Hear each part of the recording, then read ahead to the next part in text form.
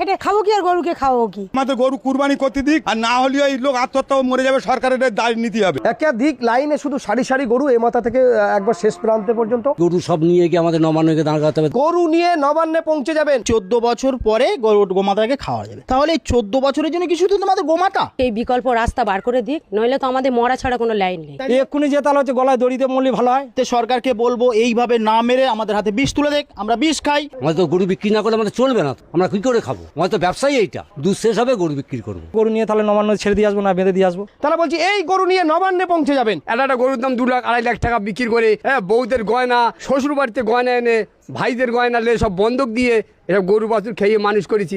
এইসব টাকা আমরা কি দেবো? ইন্টারনেটের টাকা লোয়ার এসে 5 লাখ টাকা, এসব টাকা আমরা কমতে দেবো? তাহলে তো আমাদের তো পালাবার ছাড়ার রাস্তা নেই। আত্মহত্যা করতে হবে। আমার এখনই 15 লাখ টাকা দেনা আছে। আমাদের রাস্তায় বসে যেতে হবে। ছেলের আমার পড়াশোনা শেষ হয়ে যাবে, বন্ধ হয়ে যাবে। আমাদের মরণ ছাড়া রাস্তা নেই, গরুগুলো কি করবো আমরা? আমাদের কোনো বিকল্প নেই। ছেলের আমার কান্নার অবস্থা, মা আমার পড়াশোনা বন্ধ গেলে আমি কি করব? দাঁড়িয়ে আছি ভাঙড় থানার নারকেলবেড়িয়ার ঘোষপাড়া। একেবারে এই ঘোষপাড়া বলতে, এই ঘোষপাড়াতে প্রতিটা পরিবারে কম বেশি হলেও আমি দেখাবো খাটাল আছে, তাদের দুধ